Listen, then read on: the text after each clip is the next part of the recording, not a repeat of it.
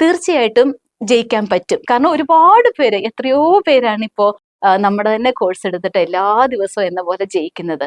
നമ്മുടെ സക്സസ് സ്റ്റോറീസിലെ ടെസ്റ്റിമോണിയൽസിലൊക്കെ നോക്കിയാൽ അറിയാം, ഒരുപാട് പേരുണ്ട്.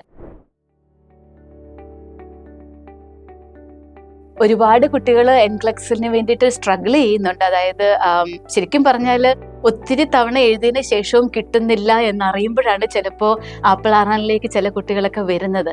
അപ്പോൾ അന്നേരപ്പോൾ അവർ ചോദിക്കാറുണ്ട്, എന്താണ് ചെയ്യേണ്ടത്, ഞാൻ എന്താണ് തെറ്റായിട്ട് ചെയ്യുന്നത്, കാരണം എനിക്ക് തിയറി എല്ലാം അറിയാമല്ലോ എന്ന് പറയാറുണ്ട്.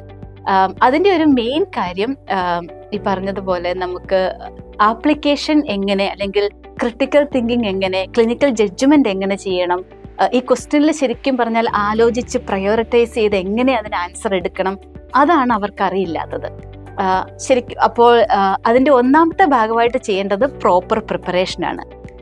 ഫോക്കസോടെ കമ്മിറ്റ് ചെയ്ത് ഒരു 3 to 4 months എങ്കിലും ഇരുന്ന് പ്രിപ്പയർ ചെയ്ത് ഈ എക്സാം എഴുതാൻ പോവുകയാണെങ്കിൽ തീർച്ചയായിട്ടും ജയിക്കാൻ പറ്റും. കാരണം ഒരുപാട് പേര്, എത്രയോ പേരാണ് ഇപ്പോൾ നമ്മുടെ തന്നെ കോഴ്സ് എടുത്തിട്ട് എല്ലാ ദിവസവും എന്ന പോലെ ജയിക്കുന്നത്.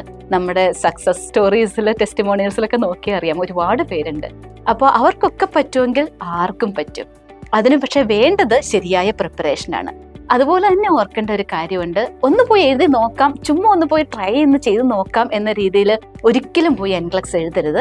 കാരണം ഇതൊരു കമ്പ്യൂട്ടർ അഡാപ്റ്റീവ് എക്സാം ആണ്. ഓരോ പ്രാവശ്യം എഴുതുമ്പോൾ നമുക്ക് ഓരോ പ്രാവശ്യം നമ്മൾ ഒരു ക്വസ്റ്റ്യൻ ആൻസർ ചെയ്യുന്ന അനുസരിച്ചാണ് നമുക്ക് അടുത്ത ക്വസ്റ്റ്യൻ എന്താണ് വരുന്നത് എന്നുള്ളതൊക്കെ വരുന്നത്. അപ്പോൾ അതുകൊണ്ട് തന്നെ പ്രോപ്പർ പ്രിപ്പറേഷൻ ഇല്ലാതെ നമ്മൾ പോയി എഴുതി കഴിഞ്ഞാൽ നമ്മൾക്ക് തോൽക്കാനുള്ള ചാൻസ് ആണ് കൂടുതലായിട്ടുള്ളത്. പിന്നെ അതുപോലെ തന്നെ മനസ്സിലാക്കേണ്ട ഒരു കാര്യമുണ്ട്, ഈ ഓരോ പ്രാവശ്യവും എക്സാം എഴുതുമ്പോൾ ലക്ഷക്കണക്കിന് രൂപ ചിലവാകും. കാരണം എക്സാമിൻ്റെ ഫീസ് ഉണ്ടാവാം, സ്റ്റേറ്റ് ബോർഡ് ഓഫ് നഴ്സിങ്ങിന് കൊടുക്കേണ്ട ഫീസുകൾ ഉണ്ടാവാം, പേപ്പർ വർക്ക് ചെയ്യാൻ കൊടുക്കേണ്ട ഫീസുകൾ ഉണ്ടാവാം. അപ്പോൾ ഇതെല്ലാം കൂടെ കൂട്ടിക്കഴിഞ്ഞാൽ ഒരു പ്രോപ്പർ കോച്ചിങ്ങിന് നമ്മൾ ആ ടൈം ആൻഡ് മണി ഇൻവെസ്റ്റ് ചെയ്യുന്നതാണ് എന്തുകൊണ്ടും ഏറ്റവും ബുദ്ധിപരമായ നീക്കം. അല്ലാതെ ഓരോ പ്രാവശ്യവും ട്രൈ ചെയ്ത് എക്സാം എഴുതി ലക്ഷക്കണക്കിന് പൈസ വെറുതെ വേസ്റ്റ് ആക്കുന്നതിലും എത്രയോ നല്ലതാണ്. പിന്നെ മനസ്സിന്റെ ഒരു സമാധാനം അതിലേറെയും. അതുകൊണ്ട് തന്നെ ഏറ്റവും നന്നായിട്ട് പറയാനുള്ളത് ഇതേ ഉള്ളൂ, പ്രിപ്പയർ ചെയ്യുക, നന്നായിട്ട് ഒരു കോഴ്സിൽ ഫോക്കസ് ചെയ്യുക. എല്ലാ റിസോഴ്സസും കൂടെ എവിടെ നിന്നെല്ലാം കിട്ടുമോ അതെല്ലാം കൂടെ വാങ്ങി വെച്ച് എല്ലാം കൂടെ പഠിക്കാൻ ശ്രമിക്കണ്ട. പക്ഷേ നിങ്ങൾ പ്രോപ്പറായിട്ട് ഒന്ന് റിസർച്ച് ചെയ്തതിന് ശേഷം ഏതെങ്കിലും ഒരു കോഴ്സ്, ആപ്പിൾ ആറാൻ കോഴ്സാണ് ഞാൻ റെക്കമെൻഡ് ചെയ്യുക. പക്ഷേ ഏത് കോഴ്സ് എടുത്താലും ആ ഒരു കോഴ്സിൽ തന്നെ ഫോക്കസ് ചെയ്യുക. അവിടെ പ്രോപ്പറായിട്ടുള്ള എല്ലാ കാര്യങ്ങളും ഉണ്ടെന്ന് മനസ്സിലാക്കുക.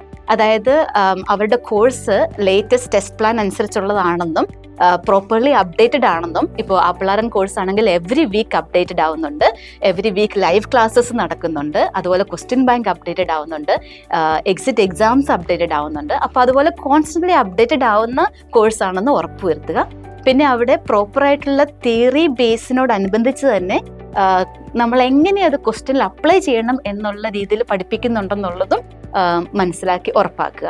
പിന്നെ വേണ്ടത് പ്രാക്ടീസ് ചെയ്യാനുള്ള ക്വസ്റ്റ്യൻ ബാങ്കും അതുപോലെ തന്നെ എക്സാംസുമാണ്.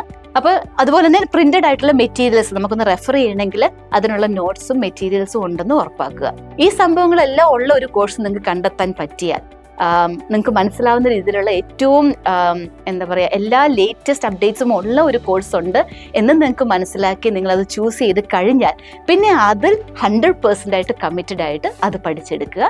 അതിനുശേഷം മാത്രം എക്സാം എഴുതാൻ പോവുക. എങ്കിൽ തീർച്ചയായിട്ടും നിങ്ങൾ ജയിക്കും. പിന്നെ ദൈവത്തിൻ്റെയാണ് എല്ലാ അനുഗ്രഹങ്ങളും. താൻ പാതി ദൈവം പാതി എന്നാണ്. അതുകൊണ്ട് തന്നെ ആ വിശ്വാസവും മനസ്സിൽ കാത്തു സൂക്ഷിക്കുക. വിജയം നിങ്ങളുടെ തന്നെ.